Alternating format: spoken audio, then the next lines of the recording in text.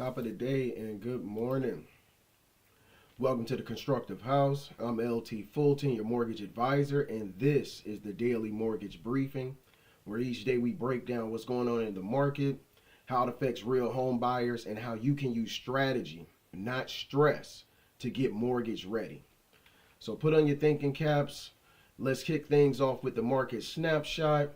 And today, the national mortgage average ended the year off at a 6.15, which was the lowest level of the year. And currently, most lenders are offering interest rates around 6.26 on a 30-year fixed and 5.44 on a 15-year fixed. Of course, depending on the strength of your IPAC profile, which includes your credit, your down payment, and the loan type. Keep in mind, lenders reprice throughout the day, so your particular interest rate is going to depend on your IPAC score. So that's why you do need to go on the constructivehouse.com, get your free IPAC score. It's a mortgage readiness tool. It does not pre-approve you, but it does let you know where you stand, so you know if you're mortgage ready or not. And I help map out a game plan, myself and my team, to get you ready to buy a house or refinance your home. And again, the IPAC is income, property, assets, and credit. The four pillars every lender uses to determine your mortgage eligibility. So you want to check that out. Now, as far as the mortgage interest rates for the day, like I said, the national average right now is around a 6.26 on a 30-year fix. And what determines that is the market movers. And that's the bond market, inflation, the Federal Reserve, and housing inventory. Those are always going to determine what's going on with interest rates, if they'll be going up or if they'll be going down. Right now, they're showing that they're going down a little bit. But of course, it's all going to depend on what the Federal Reserve says as far as their commentary on what's going on. And these four factors are what drives the interest rates. That's our pillars that we use on the mortgage snapshot, on the mortgage market snapshot. So with that in mind, keep in mind when we're talking about the bond market, what exactly is going on there. And when we're talking about the bond market, you have to keep in mind that, or think of it more so like seesaws. When bond prices go down, the mortgage rates usually go up. All right. So again, we're talking about the bond market. When bond prices go down, mortgage rates usually go up. And I like to give a quick example because I like to be relative here and simplify things a bit. But imagine, you have the school store that's selling notebooks. If the school store suddenly has too many notebooks and puts them on sale, the price of the notebooks drops. But here's the twist. When notebook prices drop, the school decides to raise the price of pencils to make up the difference. And that's basically what happens with bonds and mortgage rates. When bonds get cheaper, mortgage rates usually get more expensive. All right, so keep that in mind. When bonds get cheaper, mortgage rates will go up. All right, you always got to remember, like I talked about before, mortgage-backed securities, MBSs, that's what's driving the bond market. If investors like the mortgages, think of it like box of mortgages, just like box of shoes, or I'll even use the example of like a shelf. And you got different products on the shelf at the clothing store. You got shoes, sandals, what have you. That's how investors are looking at mortgages. They look at them as products, not just numbers that you see on the TV screen or computer screen, your phone screen. They look at them as products, individual products. All right. If they like the products, then we're going to be looking at lower rates. If they don't like the products, we're going to be looking at higher rates. I hope that's making things as simple as I can for you. Leave comments if you think that it's not, if you need some more clarity on it. Be sure to send me an email, theconstructivehouse@gmail.com, if you need some more clarity. Like I said, you run through that IPAC score, and myself and my team will get you together. We'll help you out. But as far as the market movers, that is pretty much the explanation on the bond market. Right now, it looks like that the investors, they kind of like what they're seeing on the shelf. So rates are coming down a little bit. Not a lot, but a little bit, all right? So they do like what they see on the shelf. Now, as it pertains to the other market mover, which is inflation. What we're looking at here on inflation is it came in a little higher than what people wanted, and the higher prices make the Fed more nervous, and that can push mortgage rates up. But right now things are, they're a little bit down. But if higher prices are coming in, that can push things up. And when we're talking about inflation, what we're talking about is what people spend on their everyday things.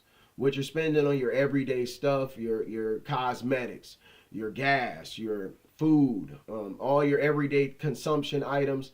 That's what they're looking at when it comes to inflation. All right, higher prices on things are going to equal higher interest rates, because the way that the Fed looks at it is, hey, if prices are going up, that means the economy can support it. That means people are doing well. And when people are doing well, what people tend to do in high numbers is buy homes. So in order to control that, so there's still enough homes for people to buy, they'll raise the interest rates. All right, higher prices on things, higher, inflation is going to equal higher interest rates, because the way the Fed looks at it is the economy's doing well. That's why we got to raise the prices on your food, your eggs, your groceries, your cosmetics, all of the soap, toothpaste, all of that. And when you see those prices going up, mortgage rates will go up. When you see those prices coming down, mortgage rates will come down, because inflation is a correlation to the mortgage rates. So whenever you see there's high inflation and prices are going up for your everyday consumption, expect mortgage rates to be going up as well. Does that mean it'll jump up, 10%? Not necessarily, but it does mean that rates will not be coming down. So when you see inflation, just know mortgage rates will be going up as well. If you see things start coming down, mortgage rates will be coming down as well. And the reason I like to break this down before we get all the way into the briefing is I want you to understand what's going on. That way you can understand the strength of having a strong IPAC. Because that IPAC profile is going to be your gateway to generational income. You have to understand that. So I break this down every day. I try to give it in a relatable way so you can understand the importance of using strategy, not stress, not going off emotion, but going off of being an informed consumer. This is going to be one of the biggest investments you'll ever make. Most Americans, the biggest investment they ever make is on purchasing a home. So you want to make sure that you are informed when you go into making this decision, because it's something that will impact your family for generations. So just going back to inflation, I hope that simplified things a bit for you, because you have to understand that the PCE, personal consumption expenditure rate, is what they use, and I mean the Fed, is what they use to determine what inflation will be. And like I said, that's based on your everyday purchases, your everyday consumption on all your expenses. That's what drives it. Now, as far as the Federal Reserve, they're still slightly unsure about future rate costs, and they're monitoring the market closely. With all the things that are going on in politics, we'll see how things turn out. So I know it's earlier in the day. We'll have to see what things are around this afternoon. So you want to stay on top of things and make sure that you're always being informed. I'll check in from time to time and see if anything has changed due to a lot of the political commentary that's been going on that can have an impact on what mortgage rates will do, for sure. So stay tuned, keep your thinking caps on, stay constructive, because this could definitely be playing a role on what's going on with your particular mortgage, especially if you're in the market right now for buying a house or refinancing or getting that home equity loan. You'll want to be on top of this. You want to make sure you're as informed as you can. Always be informed about that. All right, so as we like to go over our plain English examples. I went over the Federal Reserve. They're still monitoring the market. I'm sure we'll get some commentary today based on what's going on with everything in Venezuela. So we'll stay tuned for that. I haven't seen anything huge right now that'll swing the market, but just stay tuned for the news. Another market mover. I'm sorry, before I get into the explainer of the day, another market mover is housing inventory. You have to understand that the amount of houses that are there is going to determine what the rates will be as well. They all work like a fine-tuned machine, if you will, when we're talking about the four market movers. All right, so what lenders do when it comes to housing inventory, if there's a lot of houses on the market, then that means that the buyer has some flex. They got negotiating power. They can determine what they're going to do with it because there's a lot of houses not getting picked up, not being bought. So keep that in mind. If you want to stay on top of what housing inventory is, right now, there's not a whole lot of buying going on. That may change, but that's pretty common this time of year. You know, school's still in, so there's not a whole lot of folks that are trying to move in high numbers. It's the middle of the school year. I know they're probably still on winter break, but school's still in. You know, it's not summer break, so and it's a colder part of the year, so a lot of moving doesn't happen, which gives you as a consumer more flex. It gives you more opportunity to negotiate, more power when it comes to negotiating your purchase price and the sale of the home. So keep that in mind. Keep that in mind as far as housing inventory. That plays a huge role. It's very significant when we're talking about market movers for the mortgage interest rates. Now, the mortgage word of the day that I want to get into is pre-approval, which is a lender's early decision on how much money you can borrow. All right. I know a lot of y'all that are in the market for purchasing a home. The first thing a realtor usually is going to ask you is, have you been pre-approved? They may ask if you've been pre-qualified, but they do want to know if you've been pre-approved. And that's when a mortgage professional like myself goes over your income, property, assets, and of course checks your credit to determine if you're pre-approved to buy a home. So at the point of pre-approval, you have not submitted your documentation. Sometimes you can if you want to get, you want to make sure that you're not wasting your time, but they're just going to go over verbally, how much, do you make a year? How much do you have in the bank? They'll usually run a hard credit check, what we call in the mortgage industry a tri-merge credit report, meaning we'll pull your credit reports from the three major bureaus, Experian, TransUnion, and Equifax, and then we'll use the middle of those three scores, not an average, but the middle of those three scores to see what your qualifying score will be. And based on what we've discussed on your income, property, assets, and credit, we'll determine if you're pre-approved to buy a home. Now, conditional approval is once you've sent in all your documentation, your pay stubs, W-2s, tax returns, bank statements. Then we'll work on a actual conditional approve. You're approved with the following conditions being met. So a pre-approval, you haven't sent in all your documents, but you have had a credit check, and a lender has signed off that you are pre-approved. They'll usually email you a letter says you're pre-approved for this exact amount, or up to this amount. That way, when you're going out and negotiating a purchase agreement, you do have a pre-approval to submit to the selling agent or the seller. So that way they know that you're someone who has spoken with a lender. And a lot of realtors won't even work with you if you don't have a pre-approval because they don't want to waste their time with showing someone a home that may not even be qualified to buy a house. So pre-approval is different from a pre-qualification, which is just them discussing it. They haven't looked at your credit. They haven't done any of that. That's a pre-qual. When we're talking about pre-approval, they have looked at your credit and they have verbally confirmed your income, property, and asset information. All right, so that's what we're looking at when we're talking about pre-approval. That's the mortgage word of the day. Lock that in, especially for your 2026 IPAC game plan for the year. You want to lock in, are you being pre-approved? And we want to get you to a point where you can be pre-approved.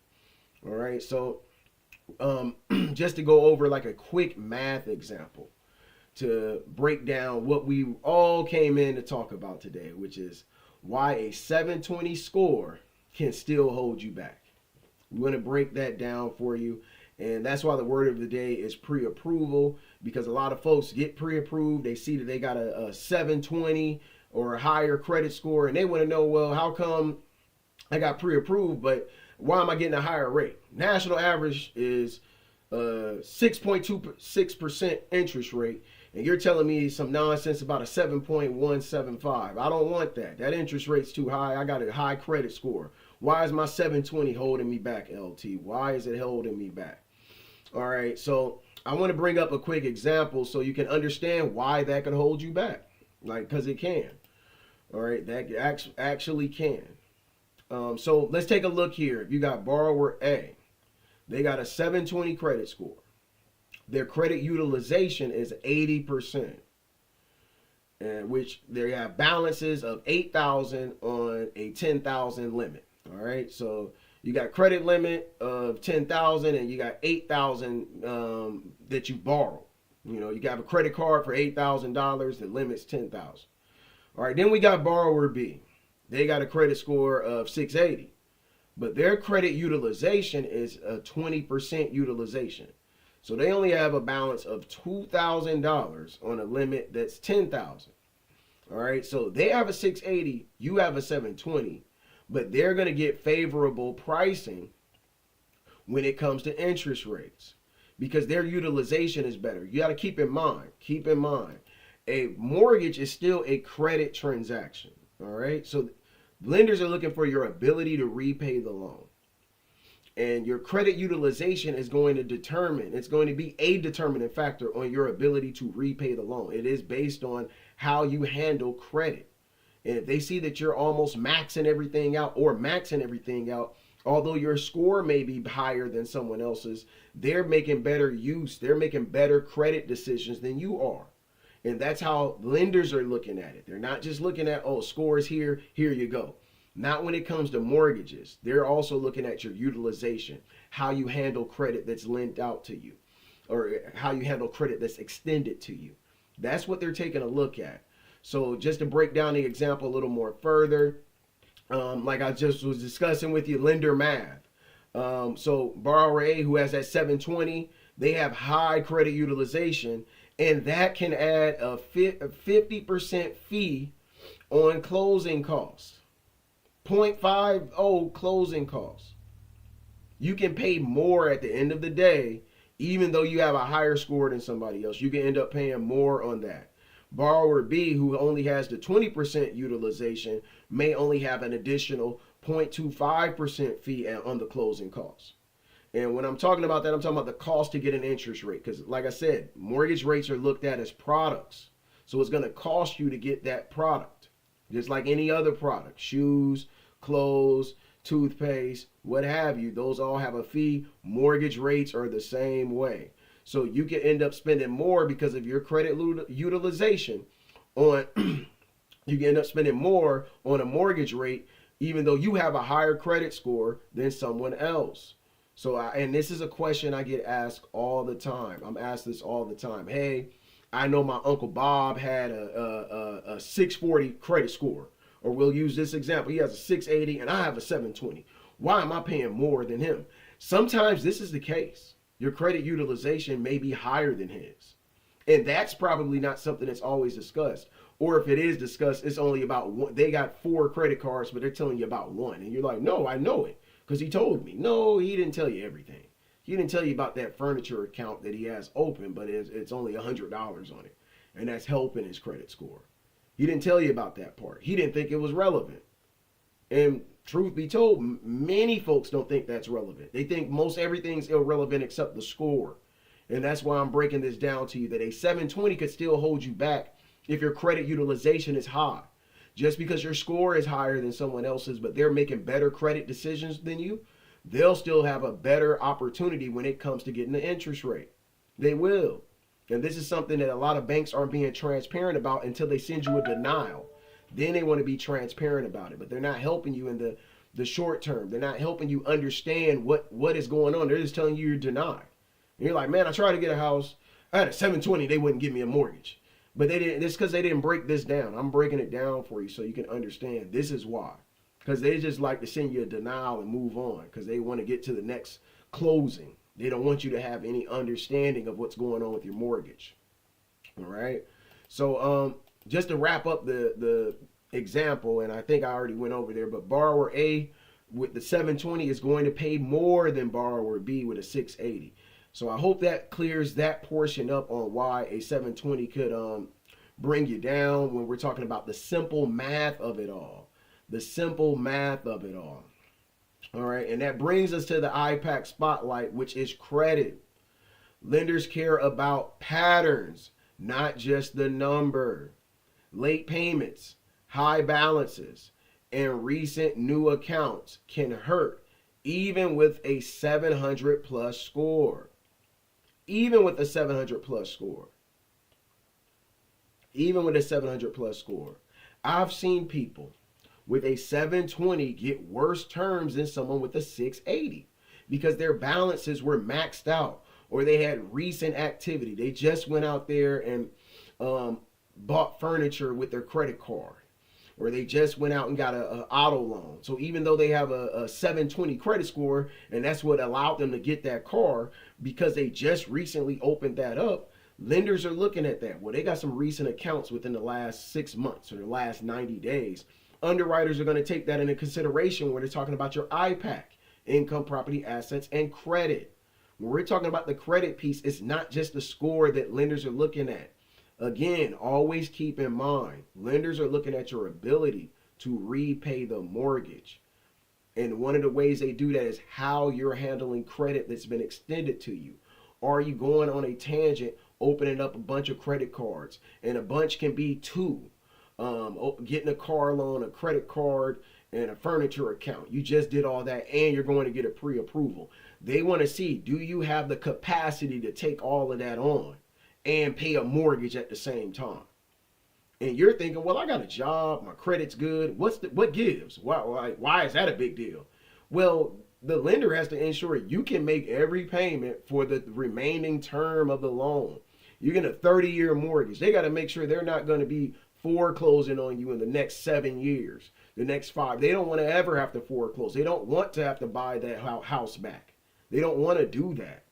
All right. The goal for lenders is to have as much clean loans as they can have so they can sell it on the market. Remember, the mortgage-backed security market.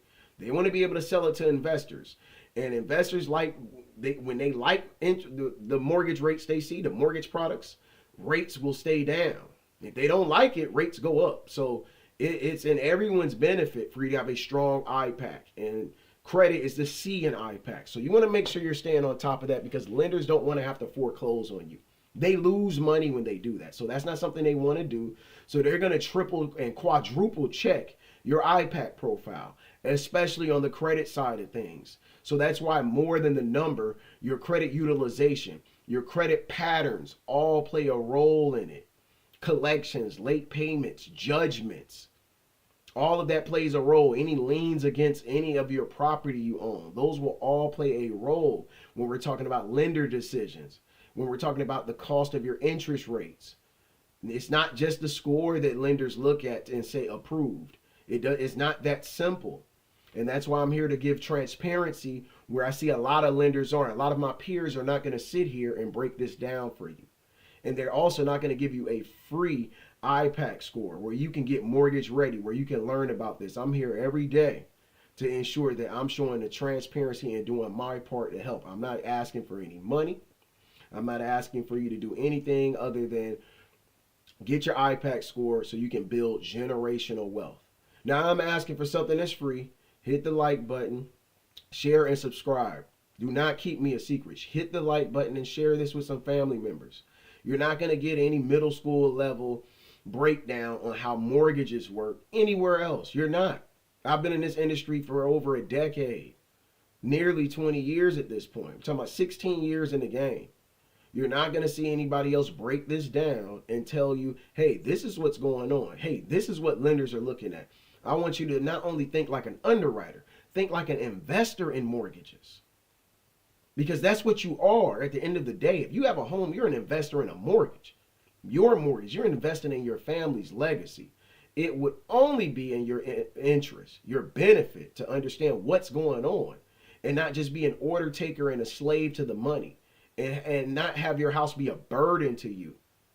Not have a mortgage be another debt burden to you, but be an investment tool, an investment vehicle to getting yourself into a position of generational wealth. So, now that I'm off my soapbox, like I said, the IPAC Spotlight for the day is going to be credit, all right? It's going to be credit, and it's not just the score. It is actually going to be your credit patterns. All right. So there's a couple of do's and don'ts I want to go over to ensure that you are equipped and you are an informed consumer when it pertains to the credit, the C of the IPAC. So do this. Keep balances low and avoid new credit before applying. And I mean before pre-approval. Keep balances low and avoid new credit before applying. Do not chase points without understanding credit utilization. I repeat, do not chase points without understanding credit utilization. All right, because that is going to be a very, very key indicator on lenders looking at your credit pattern. How do you use credit?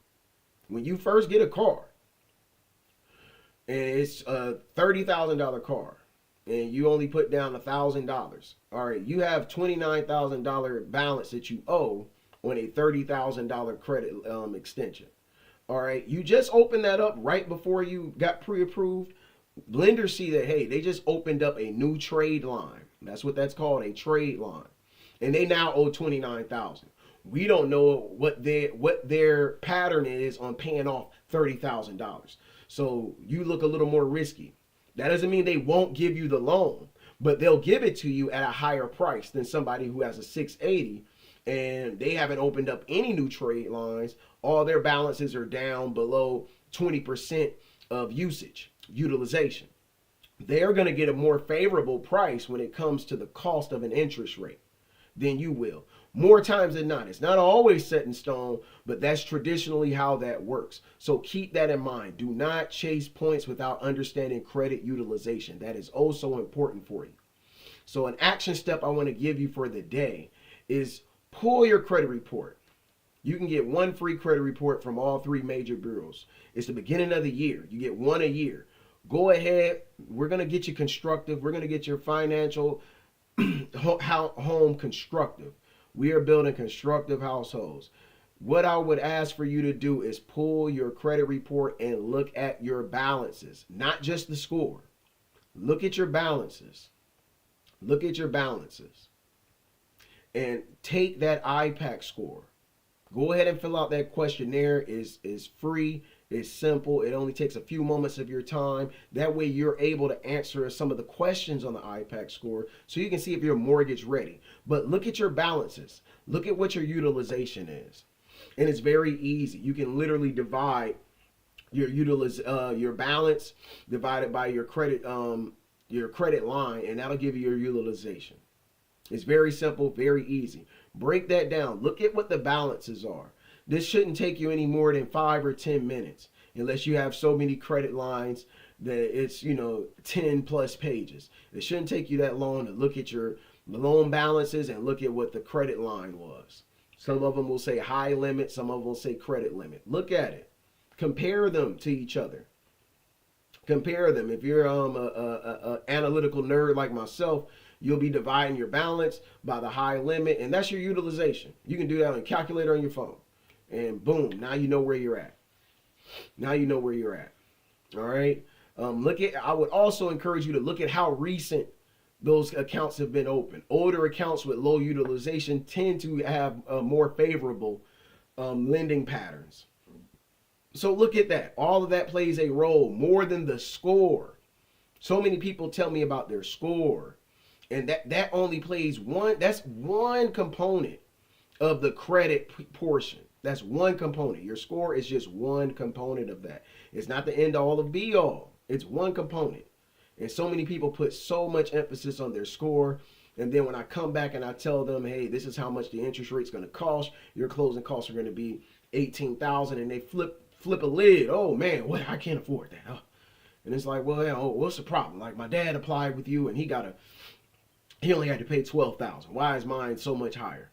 And of course, these are just examples, all right? But it comes back to just lending patterns, along with your income, property, and asset profile. All of those play a role. It's not just, I have a 740, so I'm good to go. No, it's not that simple, because lenders have to make sure you have the ability to repay a 30-year term, 15-year term, 20-year term. They can't just base that off of a credit score and then give you $500,000 to buy a house, because that's what they're doing. If you're choosing to take a mortgage out, usually you're doing it because you don't have that money in the bank, or you don't want to spend it. You know, some folks may have $600,000-700,000 in a 401k, but they're not going to max that. They're not going to pull all that out to go buy a house, right? So you go to a bank and you get a mortgage. They're giving you the money, even though they're going to hand it directly to the seller. They're giving you that money. Now, y'all won't do that for somebody asking you for $100, but you're asking the bank to just look at your score and hand you $600,000. Come on, man, that's unrealistic. It's unreasonable. Of course, they're going to go do their due diligence. Of course, they're going to look at the patterns. They're going to look at your patterns of behavior when it comes to income, when it comes to property, when it comes to assets, and when it comes to credit. All right, so a 720 score can hold you back if your credit utilization is high. It can. It can. And you have to be reasonable. It is unreasonable to think a lender would just look at your score and then hand you $600,000 to buy a house, even though they see that you recently pulled out a BMW on a lease for however much, $1,300 a month. You're not being responsible with your credit. They're going to look at that as well. It's not always just late payments or collections. It's your utilization, and that plays a huge role. And it also plays a huge role in supporting you getting a better deal. It does. It does. And now I'm speaking more to my loan officers, my brokers. When a file's going to underwriting, you have to be able to be a lawyer, an attorney for your client.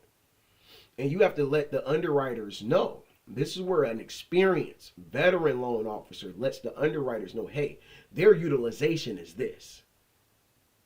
Especially when we're talking about government loans that have leeway for manual underwrites. You have to be campaigning on behalf of your client. I watched so many LOs sit there and just send out denials when all it took was them sending us a particular letter to the underwriting department, the particular underwriter on the file, and demonstrating to them exactly what's going on. This person's been working here for 12 years. Their utilization is low. You have to go out there and campaign on their behalf as well.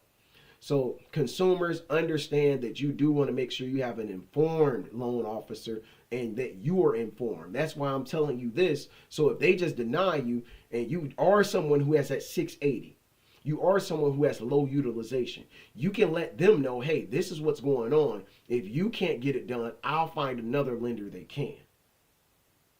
You let them know that, because a 720 can hold you back with high utilization.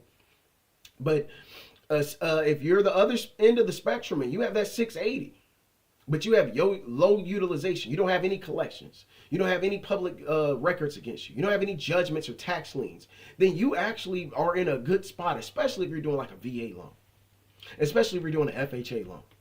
Even a Freddie Mac or Fannie Mae conventional loan, you still have some flex. Don't you let somebody tell you because you have a 680 or a 640, you have no flex. No, it's more than just the number. Keep that in mind. It's more than just the number. It's also your pattern of how you're handling credit that's been extended to you. Are you paying off all your bills? Not just the minimum payment. I mean the whole balance. Are you paying that off? Do you have proof of that? Because it may not always come in at the exact time that you did the application.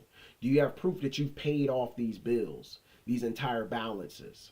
If you have that, you can actually have things work in your favor, so you're getting a cheaper price for the interest rate as opposed to paying more, a premium, a markup, or even paying points. All right, so that is why a 720 credit score can hold you back. I hope that this was a constructive message. If you want to know how your IPAC stacks up today, take the free IPAC score at theconstructivehouse.com. Thanks for joining today's mortgage briefing. Remember, you don't need perfect circumstances to buy a home. You need a strong IPAC strategy and the right information. If you want help reviewing your IPAC score or planning your approval, the links are in the description below. It's been fun. I hope this has been constructive. And until next time.